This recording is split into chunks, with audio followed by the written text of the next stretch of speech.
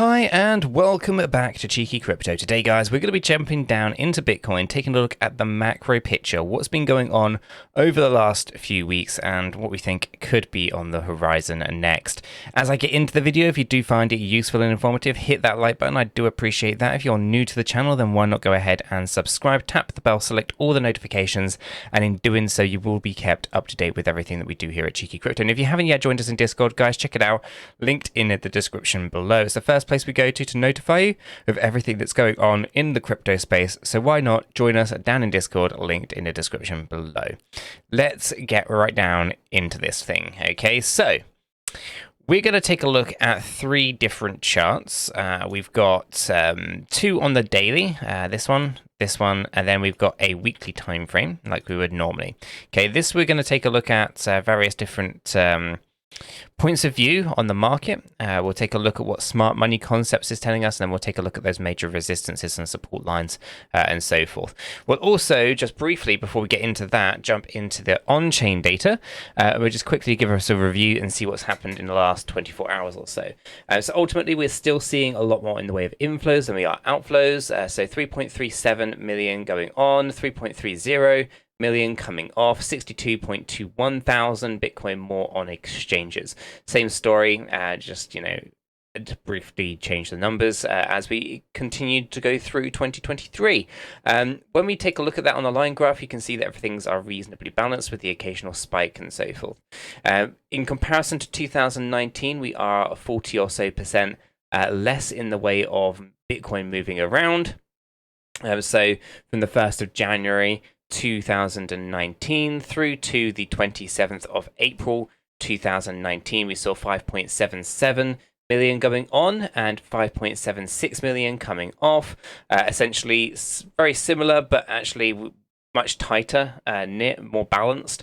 Whereas at the moment, what we have going on for the same time period is 3.37 to 3.30, so slightly more bearish, and obviously with a lot lower volume than we would have seen in the start of the previous bullish market. Now, from our wallet counts, we can see that Bitcoin dust has accumulated a little. We can see that Krill, which is 0.1 Bitcoin or more, has also gone up. Shrimps slightly down, but nothing major. And dolphins actually coming down a little bit as well, which is 10 Bitcoins or more. From the institutional side, the Kraken dumped another wallet, so another 10,000 Bitcoin there coming down. We can also see that the whales are also on the way down. Recent spike to the upside briefly here, but nothing major. And sharks also taking another downturn. Now, these are all over a 90-day period, but if we wanted to look at this over a 365-day, you can see a little bit more of what's been going on. Accumulation from the retail side, the 1 Bitcoin or more. From the institutional side, we can see that the 1,000 Bitcoin or more is on the decrease, and the sharks, which are our professional traders, are basically coming out after the recent move to the upside. So nothing major has changed from what we talked about yesterday, very much the same. But we can see that it's a continuation of that, right? It's nothing's major changing here to think that, you know, the idea of what is occurring here with different participants is shifted or changed in any way over the last 24 hours. It's still very much the same. So let's jump down into the charts and start reviewing what is going on with these. So as we could see, we ended up with this higher high and higher low situation, which of course we broke down from. This is pretty typical and something that we normally would expect to see. Likewise, when we see lower lows and lower highs, they have a tendency to break upwards. Now, this doesn't always play out that way, as you can kind of see here. This one should have broken up before we had that move to the downside, but actually we moved down before we moved up. And this is probably just because of how I was looking at that at the micro scale. If I actually scaled this out just a fraction here, we just go ahead and pull this across into this little range, we could actually see that as a slightly bigger lower lows and lower highs breaking upwards from here. So when we see higher highs, high lows, down is the way that we're thinking. Right now, we can see that we closed back in here yesterday up against this resistance lines and resistance area. So it'll be interesting to kind of see if we do move down towards our 50 EMA again. My expectations are that we will eventually lose this 50 EMA as support, and we'll head down towards the 200 EMA for our support lines.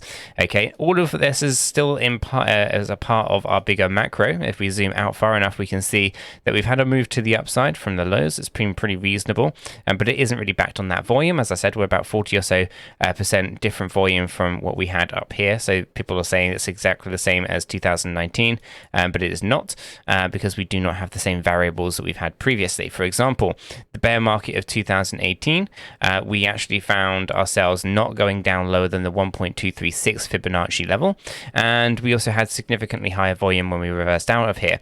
We also saw that the lows were created from selling pressure from retail whilst accumulation was occurring at the whale level. Okay, so it's really hard to think that we have the same setup when we have those different variables. Where are we right now is lower volume, even though we've pushed up the same kind of similar percentage points. We went down lower than the 1.382 Fibonacci level, and we only see retail accumulating whilst whales are dumping, or basically essentially selling their Bitcoin to the retail investors. So we have a very different setup. Okay, it's very, very different, in fact, from what we had previously to what we have now. So we cannot expect the same results of what we had previously, considering the variables that drove those results are now different.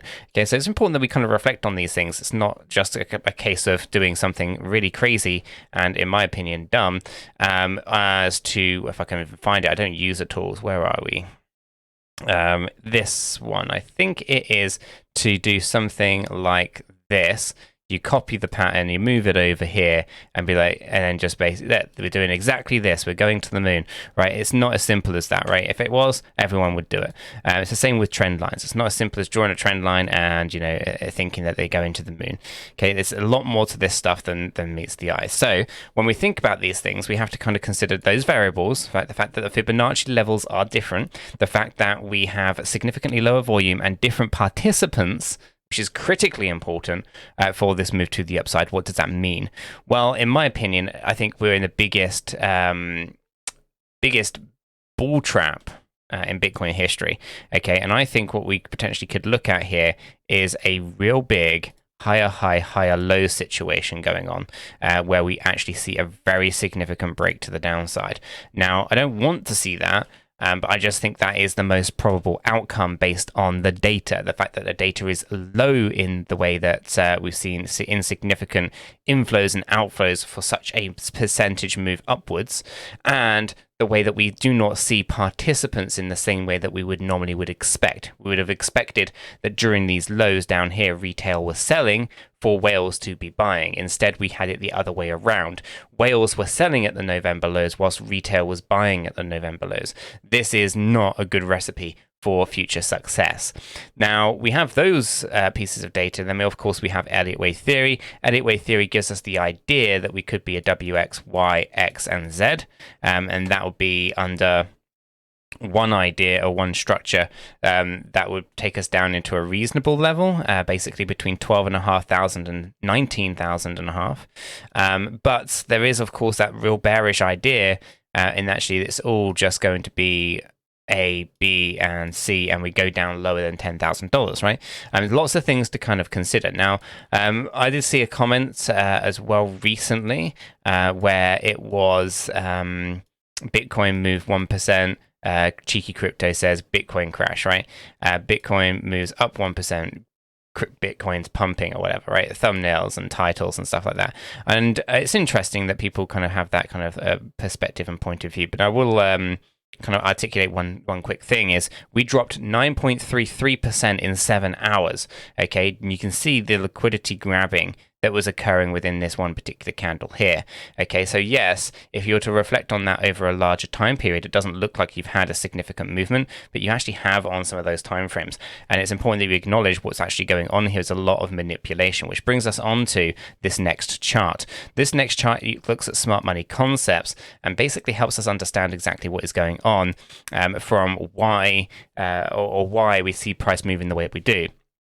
Now, in here, we have all of these green areas, right? And these are most commonly known as fair value gaps. Now, fair value gaps is something that many people will be aware of because it's quite an easy to remember terminology. It's the same with break of structure, right?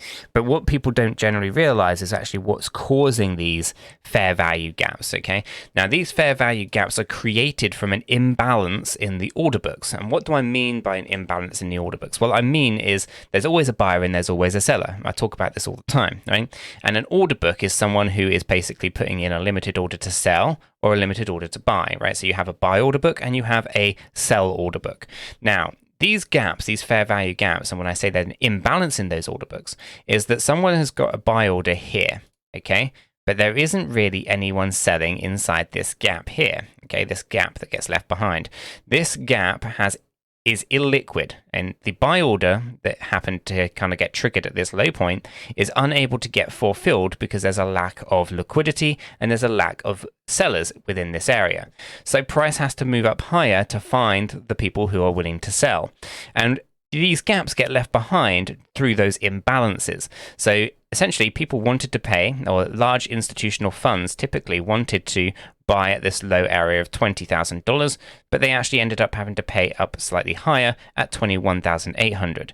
Now, that's critically important because we need to understand if you are a large investor looking to acquire Bitcoin, what are you going to do, right? You've got a buy order down here, but you ended up having to kind of pay a slightly higher premium because price moved up slightly higher. Do you continue pushing that price up higher by continuing to buy and continuing to kind of, add additional layers in, or do you actually just wait for price to cool off? Because typically what happens is these kind of fair value gaps that get created, they price basically the institutional player or the large smart fund stops their buy order, waits for price to come down, grabs the liquidity, and then buys again. What you don't generally find is this fair value gap not coming back down to right away in this sense, and then additional fair value gaps like this getting stacked on top of each other. Now, on this daily chart, it doesn't look so bad, but when you go down to the smaller time frames, you can really start to see a lot of these fair value gaps and how they were kind of just being stacked up like this. This is a clear, in my mind anyway, manipulation where price is being forced in one direction and one direction only. Okay, it's unusual activity, specifically when you take a look at this and you take a look at the wallet count and you take a look at the inflows, the outflows. It doesn't make sense that we have a low volume movements, but yet we have significant fair value gaps getting created. So these are of concern to me because it does mean that at some point, price likes to come down and fill those fair value gaps, which means the chances are that we have to visit that 17K area. Or more specifically, if we take a look at those fair value gaps on the weekly chart, we can see them down there at 17K. Okay, so we know that things are not necessarily looking overly promising. And you can also see that these are the only two fair value gaps that are left on our weekly chart here as well. Now, on our weekly chart, we can look at our support and resistance, and we can see that we are up against resistance right now, this supply range.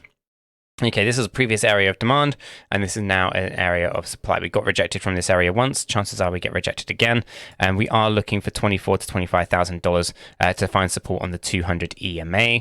But I do suspect that we actually have to move down quite a bit, but nothing moves in straight lines, so we have to be a little bit aware of those things and all of that kind of wonderful stuff. So ultimately, yeah, I think that's kind of where we sit with this one.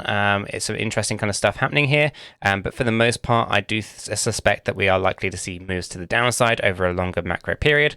But hopefully you guys have found this useful and informative. If you have, smash the like button. If you're new, subscribe. You can always unsubscribe later. And if you haven't joined us in Discord, check it out, linked in the description below. I'm going to leave it right there. And have a fantastic day, guys. I'll catch you all in the next one. We are not financial advisors. None of what we have communicated verbally or in writing here should be considered as financial advice. It is not. Do your own research before investing in any digital asset or affiliate offers, and understand that investing in any crypto is risky. If you do, you need to be prepared to lose your entire investment. This video is for information and entertainment purposes only. All our videos are strictly personal opinions. Please make sure you do your own research and never take our opinions for financial guidance. There are multiple strategies, and not all strategies fit all people. Our videos are not financial advice.